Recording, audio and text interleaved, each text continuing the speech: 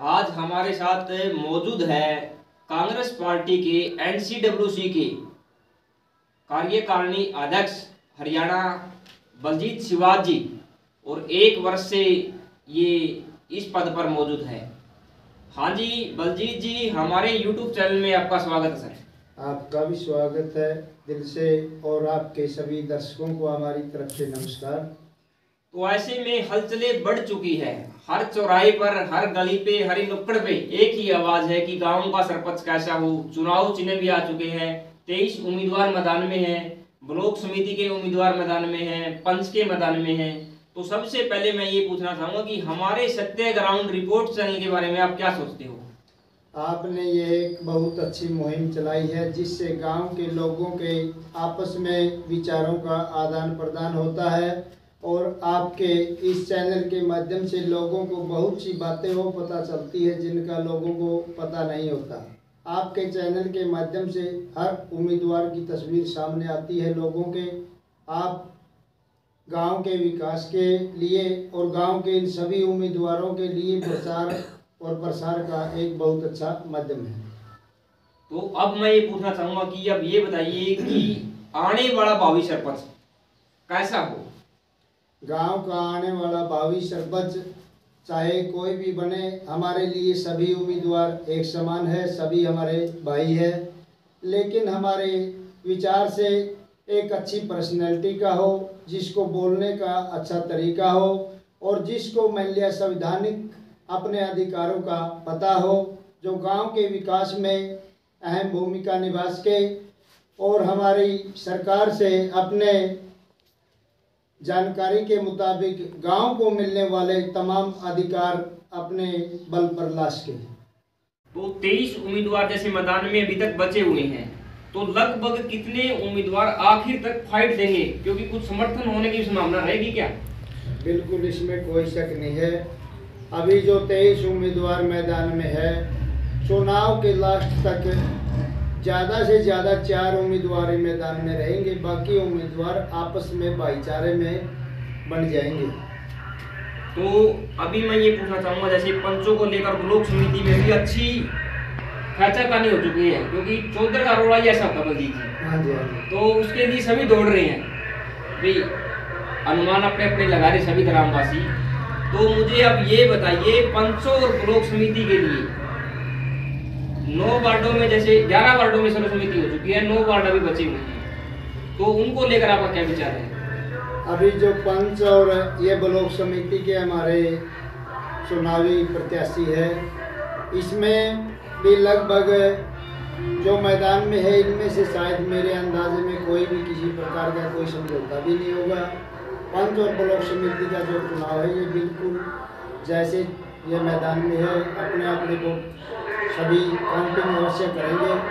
और हमारे गांव के लिए सबसे बड़ी दुर्भाग्य की बात यह रही है कि हमारे गांव का वार्ड नंबर 10 है, जो जिसमें ज़्यादातर वोट अपने बाबा साहब के वंशजों के आते हैं, और आज भी बाबा साहब की चलाई हुई मुहिम शिखर तक नहीं पहुंची है। वह वार्ड पंच के उम्मीदवार से रहित रहा है, इसलिए यह हमारे गांव के लिए अच्छा संदेश नहीं है। इसमें थोड़ी सी जागृति अवश्य आनी चाहिए।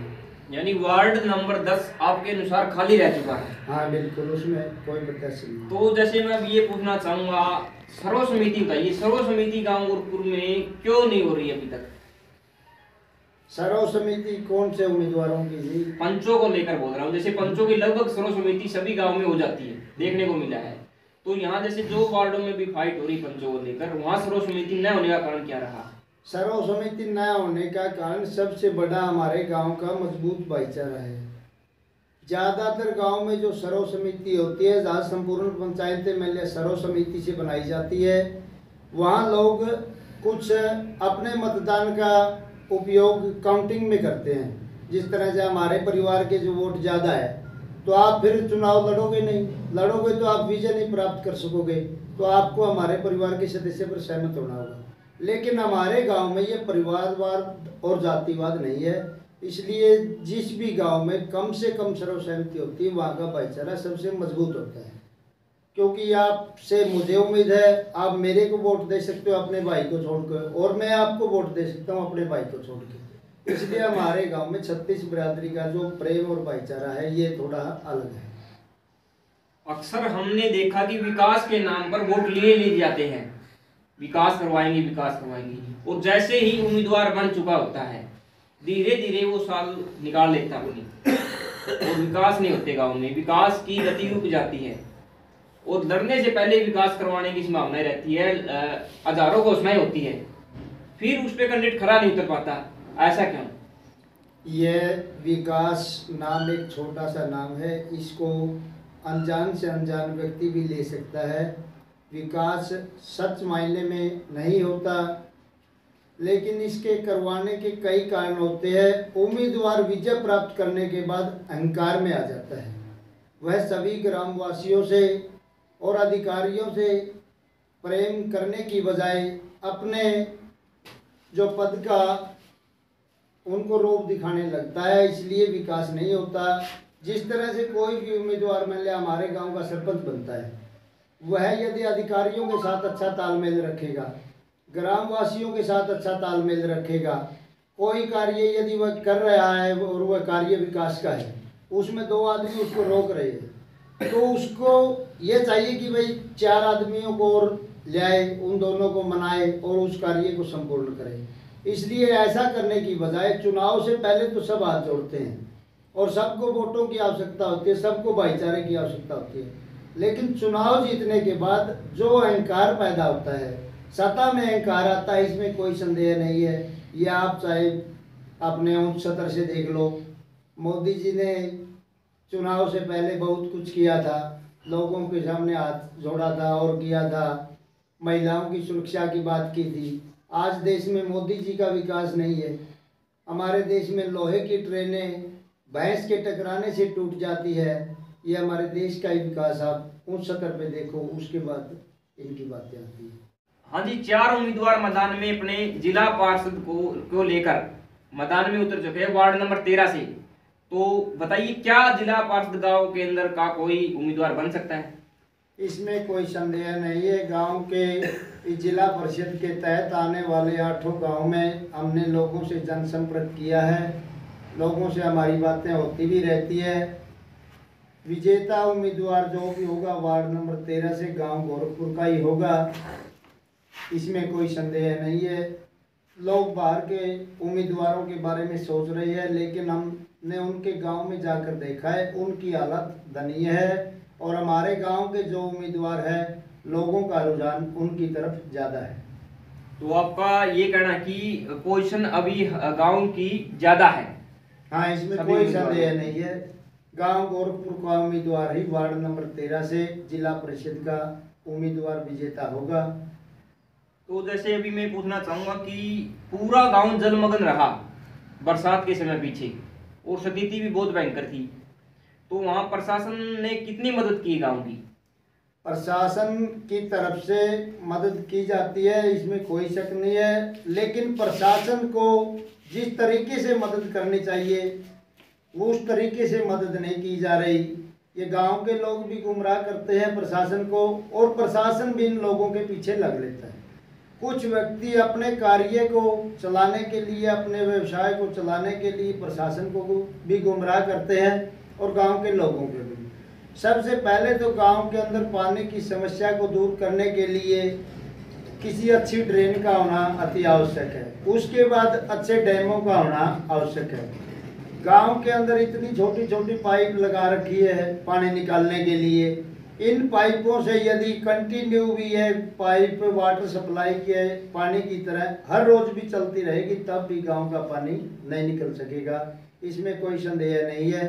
ये बीमारी महामारी गांव में आती रहेगी, इसलिए मेरा प्रशासन से और गांव के आने वाले भावी सरपंच से यही निवेदन होगा कि गांव के पानी की निकासी के लिए अच्छी ड्रेन बनाए, उसके लिए ज़मीन रिक्वायरमेंट की जाए, किसानों को अच्छा मुआवजा दिया जाए, और गांव के जो पंचायत की भूमि है उसमें 5-10 एकड़ में अच्छे खुदाई वाले डैम बनाए जाए और उनको पक्का करके रखा जाए, ताकि उसकी वहाँ से भी मत्स्य पालन भी हो सकता है, पंचायत को आमदनी भी हो सकती है। सिर्फ एक बार पैसा लगाने की आवश्यकता है, लेकिन ऐसा होता नहीं।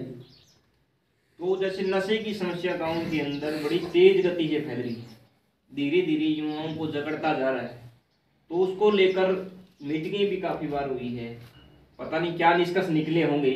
आप ये बताओ कि उसको कैसे रोका जा सकता है? सबसे पहली बात तो यह है, गांव गोरखपुर के अंदर नशा करने वाले आज के युवा हमने बहुत ज़्यादा देखे। उसमें सबसे अच्छी बात हमारे लिए तो ये है कि मध्यम वर्ग के बच्चे बहुत कम नशा करते। सबसे ज़्यादा या तो अपने जो दिहाड़ी मजदूरी करने वाले गरीब परिवार है उनके बच्चे इसमें ज़्यादा जकड़े हुए हैं, या फिर जिस तरह जो भाई बड़े जमींदार है और है कोई बड़ा कार्य करने वाले हैं उनके लड़के हैं। लेकिन इसको दूर करने के लिए यह हमारे अकेले गांव की समस्या नहीं है, हमारे पूरे बुनाग क्षेत्र की, फतेहाबाद क्षेत्र की, पूरे भारत की समस्या है नशे की। सरकार बंदिश लगाती है कि नशे की बिजाई ना की जाए, जिस तरह वह चूरा पोस्ट की बिजाई ना की जाए। अच्छा, कंपनियां चूरा पोस्ट भिजवाती है, कंपनियां भिजवाती है 2 एकड़, किसान बोल लेता है 10 एकड़, फिर वो जो 8 एकड़ चूरा पोस्ट बिजता है वो जाएगा कहाँ? वो हमारे पास आता है, हमारे युवाओं को खराब करने के लिए आता है। इसमें कुछ राजनीतिक लोगों का सहयोग होता है, इसमें कोई शक नहीं है। सत्ता में चाहे कोई भी पार्टी रहे, जो भी है ऐसा कार्य करने वाले लोग होते हैं सत्ता के लोगों से मिले हुए होते हैं। और जो हमारी हरियाणा पुलिस है, मैं तो हरियाणा पुलिस को इस बात के लिए बधाई देना चाहती हूँ कि सरकार नशा बिकवाना चाहती है और हमारी हरियाणा पुलिस फिर भी इस पर काफ़ी हद तक कंट्रोल किए हुए है। इसलिए मैं तो हरियाणा पुलिस को बहुत बहुत बधाई देता हूँ। और इसमें हमें भी हमारे बच्चों को अच्छे संस्कार देने चाहिए। हमारे बच्चों का हमें सबसे पहले तो यह है कि ध्यान होना चाहिए कि अभी हमारा बच्चा कहाँ है। आजकल ये फ़ोनों का सिस्टम हो गया, इसमें भी बहुत से ऐप ऐसे चले हैं जिनके तहत नशा तस्करी होती है। ऐसे ऐपों पर तो सरकार अंकुश लगा सकती है, इसमें कोई शक नहीं है। शिक्षा और खेलों को लेकर आपके क्या विचार है? क्योंकि शिक्षा का भी ग्राफ काफी स्तर पर गिरता जा रहा है, उसको लेकर आपका क्या कहना है? देखिए, शिक्षा तो अभी जो है अभी एक ही बात चल रही है पूरे भारत में, और यह उच्च स्तर से चल रही है। इसमें हरियाणा सरकार चाहे तो भी कुछ नहीं कर सकती, क्योंकि जो हमारी सेंटर की सरकार है उसकी सिर्फ एक ही नीति है कि शिक्षा भगाओ, अंधभक्ति बढ़ाओ। क्योंकि शिक्षा से लोग जितने भी वंचित हो गए वह जाति में बटेंगे, धर्म में बटेंगे, और जिस देश के विकास की नहीं सोचेंगे वह सिर्फ जाति धर्म के नाम पर इनको वोट देते रहेंगे। ऐसा ही चलता रहेगा। शिक्षा और खेलों का होना जीवन में अति आवश्यक है। यदि आज का युवा कोई भी है, आप देख लो खेलने वाले बच्चों को, जो बच्चा खेल की तरफ आकर्षित हो जाता है वह नशे की तरफ कभी नहीं जाता। क्यों? क्योंकि उसको अपना नाम कमाने के लिए, अपने माँ बाप का नाम कमाने के लिए, अपने राष्ट्र का नाम ऊंचा करने के लिए उसको जो है उस तरफ उसका माइंड चेंज हो जाता है। जो बच्चे शिक्षा से, खेलों से वंचित रहते हैं, ज़्यादातर वही नशे की तरफ जाते हैं। और मेरी तो हरियाणा सरकार से भी यही विनती है, भारत सरकार से भी यही विनती है कि दिन प्रतिदिन जो सरकारी स्कूल बंद किए जा रहे हैं उनको बंद करने की बजाय उनको अच्छा बनाना था, उनकी सफाई का ध्यान करना था, उनमें अच्छे पानी के पीने की व्यवस्था करनी थी, ताकि बच्चों को अच्छा जल मिलेगा तो भारत का बच्चा स्वस्थ है तो युवा स्वस्थ अपने आप होगा। जब भारत का युवा स्वस्थ होगा, अच्छा तंदुरुस्त होगा, तो भारत की सीमाओं की तरफ कोई भी देश लखा नहीं सकता। तो काफ़ी उम्मीदवार ऐसे भी है जो हमारे YouTube चैनल के ऊपर नहीं आ रहे। हमने बार बार इस चीज़ का बहुत बार प्रयास किया है। उन उम्मीदवारों को क्या कहना चाहोगे आप? जो उम्मीदवार ऐसे चैनलों पर आने से, जनता के सामने अपनी बात रखने से, गांव के लोगों से अपने वोट की अपील करने से डरते हैं, ऐसे उम्मीदवारों को गांव के लोगों को भी नज़रअंदाज कर देना चाहिए। क्योंकि जो विजय प्राप्ति करने से पहले, मैदान में आने से पहले ही भाग रहे हैं, तो उनको लोगों को नज़रअंदाज कर देना चाहिए। जो भी उम्मीदवार है सभी हमारे भाई अपने हैं, लेकिन अपने विचार रखना सबको चाहिए, इसमें कोई शक नहीं है। तो पीछे जैसे 9 जिलों में इलेक्शन हुए, काफी घटनाएं वहां मारपीट की घटी गई, उनको लेकर आपके क्या विचार है? ये तो देखो सरकार का होता है, इसमें कोई शक नहीं है, और हमें ऐसा नहीं करना चाहिए। सरकार की नीति होती है कि लोगों को आपस में बांटा जाए, लड़ाया जाए, लेकिन हमारा तो ये कहना है जिस उम्मीदवार को जनता ज़्यादा पसंद करेगी वही विजेता होता है। इसमें लड़ाई झगड़े से, इन बातों से दूर रहना चाहिए, और जो भी प्रिय लगे उसको अपना मतदान डाल देना चाहिए। ये लोकतंत्र का पर्व है, ये बाबा साहब ने हमें अधिकार दिया है, इसमें कोई शक नहीं है। लेकिन जो हमें अपना यह अधिकार मिला है, हमें इसका उत्साह है और जोश से, प्रेम से। तो लगभग कितने प्रतिशत मतदान आपके अनुसार गांव में होगा अब की बार? अब की बार हमारे अनुसार गांव के अंदर लगभग 90% मतदान होगा, 90%, इसमें कोई शक नहीं है। क्योंकि जो इकट्ठा मतदान होता था इन चारों वोटों का, उसमें लोगों को वोट लाने का मौका बहुत कम मिलता था। जितने भी चुनाव कम मात्रा में होते हैं उसमें वोट प्रतिशत चुनाव के समय हमेशा बढ़ती है। क्योंकि अब ये जो पहला चरण का चुनाव है, इसमें ब्लॉक समिति और जिला परिषद के उम्मीदवारों के लिए है। उन जिला परिषद के उम्मीदवारों के लिए मतदान डालने के लिए जिला परिषद वाले भी कोशिश करेंगे, और सरपंच पद के उम्मीदवार है वो भी लेकर आएंगे। इसमें मतदान की प्रतिशत प्रयोग की बढ़ेगी। तो हमारे YouTube चैनल के माध्यम से ग्रामीणों से क्या अपील करना चाहोगे आप? हम आपके YouTube चैनल के माध्यम से ग्रामीणों से यही अपील करना चाहेंगे। सबसे पहले तो ये हमारा लोकतंत्र का पर्व है, इसको हंसी खुशी और प्रेम प्यार से मनाए। आपस में कोई भी भाई किसी के प्रति द्वेषता ना रखे, क्योंकि यह हमारे मतदान का अधिकार हमें मिला है और इसका प्रयोग करना चाहिए। और सबसे अच्छी बात तो इस चुनाव में यह रही कि अब की बार हम देख रहे हैं कि कुछ उम्मीदवारों ने कहीं जलेबी बना रखी है, कहीं लड्डू बना रखे हैं, कहीं चाय पकौड़ा है। ये वोटरों के लिए बड़ी अच्छी बात है और उसके परिवार वालों के भी लिए, क्योंकि घूमता तो आदमी उम्मीदवारों के साथ था, सुबह निकल जाते हैं उम्मीदवारों के साथ वोट की अपील करने के लिए लोगों से, और रात को 11 बजे आके फिर वो घर वाले सोए होते हैं, उनको कहता है उठो खाना बनाओ। तो अब की बार हमें यह बहुत अच्छा लगा कि जो भी घर से सदस्य वोटों की अपील करने के लिए उम्मीदवारों के साथ जाएगा, वह आके अपने घर वालों को परेशान नहीं करेगा, वहीं से खाना लेके आता है और आराम से सो जाता है। जी बिल्कुल, बहुत अच्छी हुई है ये आपने मेरे को बताई।